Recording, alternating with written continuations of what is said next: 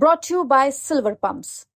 Top quality और consistent performance के लिए सिर्फ सिल्वर पंप्स, नाम याद रखना। नमस्ते, हरियाणा तक देख रहे हैं आप और मैं हूं आपके साथ राहुल यादव।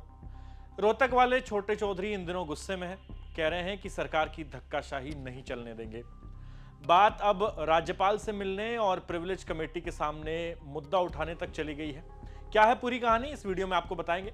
दरअसल हुआ यूं कि बीते कुछ दिनों में कांग्रेस के जो नुमाइंदे हैं, विधायक और सांसद, उनके कई विवाद देखने को मिले। कुछ की अधिकारियों से बहस हुई, कुछ की जो भारतीय जनता पार्टी के नेता हैं उनके साथ बहस हो गई। और ये तमाम जो बहस है वो प्रशासनिक कार्यों को लेकर, विकास कार्यों को लेकर जो मीटिंगें हो रही है उनके दौरान देखने को मिली है। सबसे पहला जो मुद्दा उठा वो रोहतक से आया, जब दिशा कमेटी की जो बैठक है वो लेने के लिए यहां से लोकसभा के सांसद दीपेंद्र हुड्डा पहुंचे थे। तो हुआ यूं कि जो डीसी है वो रिसीव करने नहीं आए दीपेंद्र सिंह हुड्डा को, और इसी बात पर दीपेंद्र हुड्डा भड़क गए। उन्होंने अंग्रेजी में रोहतक के डीसी को खूब डांट लगाई और कहा कि 20 साल में ऐसा पहली बार हुआ है, और अगर आपको ये नहीं करना प्रोटोकॉल फॉलो तो मुझे बता दीजिए, मैं इस मीटिंग का चेयरमैन हूं, आप नहीं हो, आप जाओ, मैं आपके बिना ही मीटिंग कर लूंगा। आपने हरियाणा तक पर रोहतक के डीसी और सांसद दीपेंद्र हुड्डा के बीच हुई बहस का वीडियो भी हमने दिखाया था। लेकिन इस बहस पर अब मामला दरअसल आगे बढ़ गया है, क्योंकि सीएम नायब सैनी के सामने जब दीपेंद्र हुड्डा की रोहतक के डीसी से जो बहस हुई, इसका सवाल उनसे पूछा गया, तो उन्होंने बड़े हंसते हुए मजाकिया अंदाज में कहा कि उन्होंने ऑफर दिया दीपेंद्र हुड्डा को कि वो चाहें अगर उनको काम करवाने हैं तो बीजेपी ज्वाइन कर ले। एक तरीके से नायब सैनी तंज कस रहे थे, लेकिन दीपेंद्र हुड्डा ने इस बात को सीरियसली लिया और कल चंडीगढ़ में प्रेस कॉन्फ्रेंस के दौरान उन्होंने साफ कह दिया कि इस तरह की धक्केशाही हम नहीं चलने देंगे। दीपेंद्र सिंह हुड्डा और नायब सैनी दोनों इस पूरे मामले पर क्या कह रहे हैं एक बार सुन लेते हैं। उसके बाद जो कांग्रेस के अन्य विधायक हैं उनसे जुड़े विवाद भी आपको बताएंगे। नहीं देखिए, क्योंकि कांग्रेस बिल्कुल समाप्त हो चुकी है, क्योंकि जो बड़े बड़े सपने देख रहे थे उनके सपने चकनाचूर हुए हैं।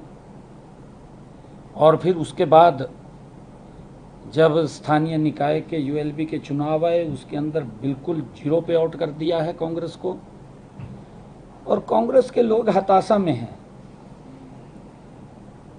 मैं ये कहना चाहूँगा कि अगर काम करवाने का इतना वो है तो फिर सरकार के अंदर साझेदार हो जाइए ना। ऑफर है और क्या। कांग्रेस सरकार में साझेदार हो जाइए।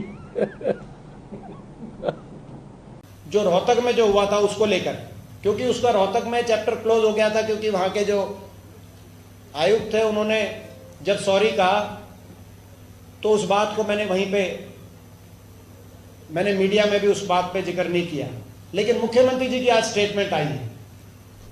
पहले तो मैं बताऊं कि जो कहा गया, कोई व्यक्तिगत मेरा प्रोटोकॉल का कोई अर्थ नहीं है। अगर मैं किसी व्यक्तिगत कार्य से किसी अफसर के पास जाऊं, वो अफसर क्या प्रोटोकॉल देता नहीं देता कोई अर्थ नहीं है। लेकिन जिला विकास निगरानी समिति भारत सरकार द्वारा नियुक्त किसी लोकसभा सांसद की अध्यक्षता में समिति बनती है, और वो लोकसभा सांसद का और रोहतक लोकसभा क्षेत्र के 19 लाख मतदाताओं का प्रोटोकॉल है, उनका मान सम्मान है। हमारे पर्सनल प्रोटोकॉल का कोई हमें परवाह नहीं, किसी हमें अफसर की जरूरत नहीं। लेकिन अगर हम जिला विकास निगरानी समिति में अगर जाएंगे और वहां पे कोई अफसर हमारी बात नहीं सुनेगा तो हम अपने लोगों की लड़ाई कहां से लड़ेंगे। हम अपने मतदाताओं की जिन्होंने जिम्मेदारी हमें दी है, वो जिम्मेदारी कहां से लड़ेंगे। मैं तो उम्मीद करता था कि मुख्यमंत्री जी स्वयं सांसद रहे हैं, वो कहेंगे कि ये गलत हुआ, और अधिकारियों को हम आदेश देते हैं कि सभी सांसदों और विधायकों के अधिकारों का कोई हनन बर्दाश्त नहीं किया जाएगा।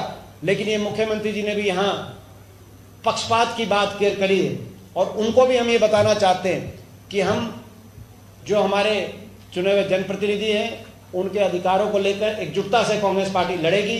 हम जिला विकास निगरानी समिति में अगर जाएंगे और वहां पे कोई अफसर हमारी बात नहीं सुनेगा तो हम अपने लोगों की लड़ाई कहां से लड़ेंगे।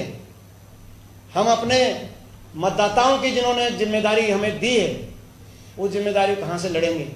मैं तो उम्मीद करता था कि मुख्यमंत्री जी स्वयं सांसद रहे हैं, वो कहेंगे कि ये गलत हुआ और अधिकारियों को ये हम आदेश देते हैं कि सभी सांसदों और विधायकों के अधिकारों का कोई हनन बर्दाश्त नहीं किया जाएगा।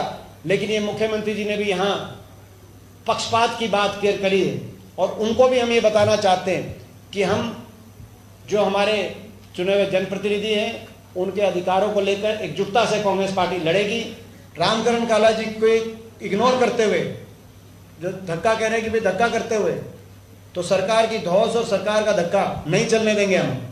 प्रजातंत्र, इस देश में संविधान और प्रजातंत्र का शासन है और संविधान और प्रजातंत्र से ऊपर कोई नहीं है। तो सुना आपने किस कदर दीपेंद्र हुड्डा ने सीएम नायब सैनी के उस तंज वाले बयान पर तीखी प्रतिक्रिया दी है। वो कह रहे हैं कि सीएम साहब इसको हल्के में ले रहे हैं, वो पक्षपात कर रहे हैं और हम सरकार की ये धक्केशाही बिल्कुल नहीं चलने देंगे। आपको बता दें कि दीपेंद्र सिंह हुड्डा और रोहतक के डीसी की कंट्रोवर्सी के अलावा 2-3 मामले और सामने आए हैं। एक मामला थानेसर से सामने आया, जहां कांग्रेस के वरिष्ठ विधायक अशोक अरोड़ा के साथ नगर परिषद की बैठक में मारपीट हुई। दोनों तरफ से एक तरीके से धक्का मुक्की हुई और बीच बचाव किया गया लोगों के द्वारा जो वहां पर मौजूद थे। अदरवाइज आप तस्वीरें देख सकते हैं कि किस कदर एक व्यक्ति अशोक अरोड़ा की तरफ उठ के आता है, अशोक अरोड़ा भी तैश में उसकी तरफ जाते हैं और फिर दोनों एक दूसरे से गुत्थम गुत्था हो जाते हैं, लेकिन वहां पर मौजूद लोग बीच बचाव कर देते हैं।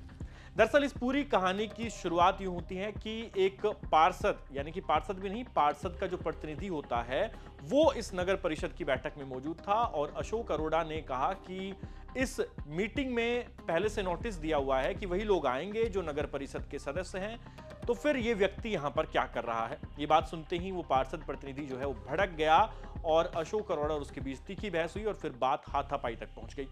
अशोक अरोड़ा ने इसकी शिकायत दी, कुरुक्षेत्र के डीसी को शिकायत की गई, एसपी को शिकायत की गई, लेकिन उस व्यक्ति के खिलाफ उनका कहना है कि अभी तक कोई कार्रवाई नहीं की गई है। अशोक अरोड़ा मांग कर रहे हैं कि उनके खिलाफ क्रिमिनल केस के तहत कार्रवाई की जाए, सरकारी काम में बाधा डालने की जो धाराएं बनती है उसके तहत भी कार्रवाई की जाए। तो दीपेंद्र हुड्डा ने कल चंडीगढ़ में अपनी प्रेस कॉन्फ्रेंस के दौरान इस मामले को भी उठाया कि हमारे एक वरिष्ठ विधायक के साथ इस तरीके से बदतमीजी की गई है और सरकार इस पर भी कोई संज्ञान नहीं ले रही। दूसरा मामला आया हिसार की ग्रीवांस कमेटी की मीटिंग से।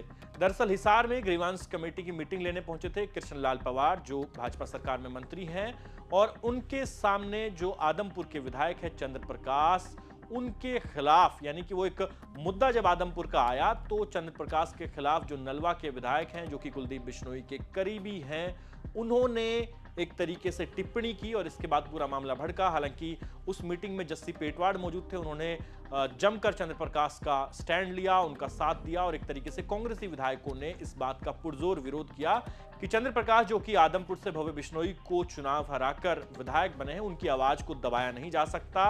और कल जब चंडीगढ़ में प्रेस कॉन्फ्रेंस हुई तो खुद चंद्र प्रकाश भी वहां पर मौजूद थे। दीपेंद्र हुड्डा ने जिक्र किया कि कैसे हमारे एक विधायक के साथ पहले थानेसर में बदतमीजी हुई, उसके बाद जो हिसार की ग्रीवेंस कमेटी की बैठक है उसमें भी हमारे विधायक के खिलाफ टिप्पणियां की गई, उनके ऊपर हावी होने की कोशिश की गई। आपको बता दें कि चंद्र प्रकाश जो है वो कांग्रेस के विधायक है, आदमपुर से उन्होंने भव्य बिश्नोई को चुनाव हराया है और वो कल चंडीगढ़ में प्रेस कॉन्फ्रेंस के दौरान ये कह रहे थे कि दरअसल इनको हार का दर्द है, इनको ये अंदाजा ही नहीं था कि ये चुनाव हार जाएंगे। तो वो कह रहे हैं कि यदि आपको अपनी हार का दर्द है तो आप अपने पार्टी में जाके ये सब करिए, लोगों से बात करिए, अपने लोगों के बीच में अपना जो है वो दुख साझा करिए। अगर आप मीटिंग में इस तरह दबाने का प्रयास करेंगे तो हम दबेंगे नहीं, हम अपनी आवाज पुरजोर तरीके से उठाएंगे। तो चंद्र प्रकाश ने भी मीटिंग में बताया कि उनके साथ ग्रीवांस की बैठक के दौरान क्या कुछ घटना हुई थी। इसके बाद तीसरा वाकया, जब दीपेंद्र हुड्डा ये बता ही रहे थे कि हमारे इन दोनों विधायकों के साथ इस तरह की अभद्रता हुई है, तभी बीच में शाहबाद से जो विधायक है रामकरण काला, वो बोल पड़े। रामकरण काला ने कहा कि उनके साथ भी मीटिंग में धक्काशाही होती है, उन्हें इग्नोर किया जाता है। दीपेंद्र हुड्डा ने फिर से इन तीनों का एग्जाम्पल दिया और सख्त लहजे में सरकार को चेताया कि हम जो है वो हरियाणा का विपक्ष, यानी कि जो मतदाता है, हमें भी लाखों करोड़ों वोट मिले हैं और हम भी विपक्ष की आवाज है, तो हम ये दबेंगे नहीं। बाकायदा जो उदयभान है प्रदेश कांग्रेस के अध्यक्ष, वो ये कह रहे हैं कि अब मामले को हम प्रिविलेज कमेटी के पास लेकर जाएंगे और जो दीपेंद्र हुड्डा और डीसी रोहतक का मामला था उसको प्रोटोकॉल कमेटी के पास लेकर जाएंगे।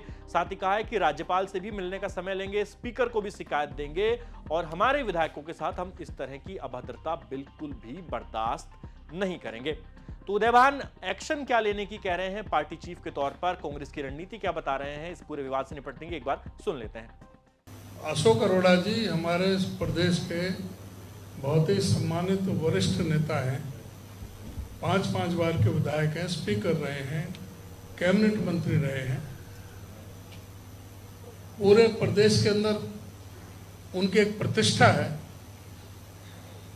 उस शख्स के साथ में इनका जो दुर्व्यवहार रहा है ये बहुत ही निंदनीय है और इसको कांग्रेस पार्टी बिल्कुल भी बर्दाश्त नहीं करेगी। और ये तीनों ही मामले में, रोहतक का, हिसार का और यहाँ का, इसको बहुत गंभीरता से ये नोट लिया है। तो सबसे बड़ी बात यह है कि जब उनको अलाउड नहीं था, वो अधिकृत नहीं थे मीटिंग में भाग लेने के लिए, तो ईओ ने उनको अंदर जाने क्यों दिया? वो अनधिकृत तौर से वहां पर गए और जब उसको ऐतराज किया तो तभी भी उनको नहीं निकाला गया और फिर उन्होंने बदतमीजी की, उसके बाद भी उनके खिलाफ कोई कार्रवाई नहीं की। इससे ऐसा लगता है, हमने डीसी साहब से भी, एसपी साहब से बात की थी, वो कह रहे थे कि हम इसका एकदम इस पर संज्ञान ले रहे हैं। लेकिन ये मैं कहना चाहूँगा कि ये मुख्यमंत्री का भी जिला है कुरुक्षेत्र, वहाँ से लाडवा से विधायक हैं और वो वहाँ से सांसद भी रहे हैं। उनको तुरंत इस पर कार्रवाई करनी चाहिए, नहीं ये समझा जाएगा कि मुख्यमंत्री जी का भी संरक्षण इनको है। और ये जो विधायक हैं हमारे अशोक अरोड़ा जी भी और चंद्र प्रकाश जी भी, अभी हम देख रहे हैं, हम स्पीकर से भी ये मिलेंगे और जो प्रिविलेज कमेटी है, जो एक प्रिविलेज का जो हनन किया है, प्रोटोकॉल कमेटी, पहले तो प्रिविलेज कमेटी, उसका नाम बदल दिया। नहीं, प्रिविलेज अलग है, प्रोटोकॉल कमेटी का अलग बना है। अच्छा, तो उसमें जाएगी प्रोटोकॉल में, तो प्रोटोकॉल कमेटी इनका जाएगा, इनका तो उसमें जाएगा प्रिविलेज में, ये प्रिविलेज कह रहे हैं, प्रिविलेज में जाएगा। ये अरोड़ा जी का तो प्रिविलेज में जाएगा सारे विधायक, और प्रोटोकॉल का तो मामला एमपी साहब का, दीपेंद्र जी का, जो प्रोटोकॉल के साथ इनके साथ जो वहाँ हुआ है, लेकिन ये तो प्रिविलेज कमेटी में जाएगा और ये इनका जाएगा पार्लियामेंट में। तो ये प्रिविलेज कमेटी में भी इसको लेके जाएंगे और हम इनको 3 दिन का समय दे रहे हैं। ये 3 दिन के अंदर अंदर अगर कोई इन्होंने कार्रवाई नहीं की, कानूनी कार्रवाई, कोई भी अगर जो ये कानूनी कार्रवाई नहीं करते हैं, तो कांग्रेस पार्टी बुधवार को हम इसमें निर्णय लेंगे। गवर्नर से भी मिलने का या जो प्रोटेस्ट करने का जो भी हमारा फैसला होगा, हम आपस में चर्चा करके हम ये बुधवार तक, अगर इन्होंने 3 दिन में इन्होंने फैसला नहीं लिया, तो आगे की हम सारी जो कानूनी जो कार्रवाई है वो आगे हम इसमें करेंगे और एक बड़ा जन आंदोलन हम खड़ा करने की बात करेंगे। अगर जो इस तरह से चुने हुए हमारे जनप्रतिनिधियों के साथ में इस तरह का व्यवहार होता है, ये बिल्कुल भी बर्दाश्त नहीं होगा।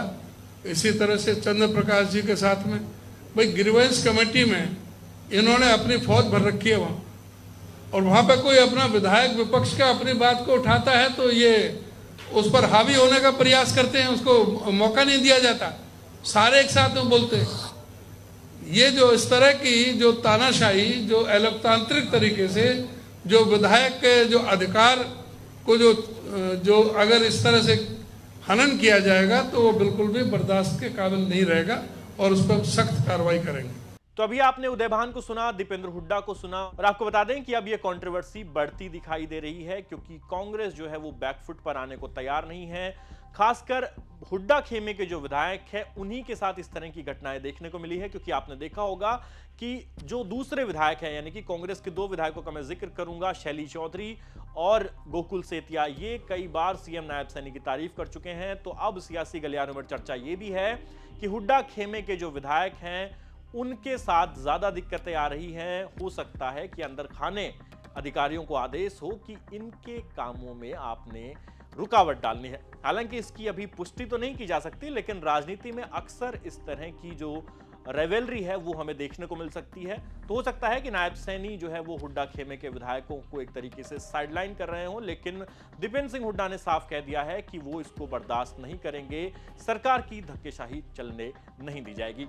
तो कांग्रेस अब इस मामले को आगे कहां लेकर जाती है, प्रिविलेज कमेटी इस पर क्या एक्शन लेगी, और आने वाले दिनों में इस तरह की बैठकों में क्या इस तरह के विवाद हमें फिर से देखने को मिलेंगे, या फिर कांग्रेस के जो विधायक हैं, कांग्रेस के चुने हुए जो प्रतिनिधि है वो स्मूथली अपने काम करा पाएंगे। तो इस पर हमारी भी नजर रहेगी, आप तक भी खबर पहुंचाते रहेंगे। आप देखते रहिए हरियाणा तक। धन्यवाद।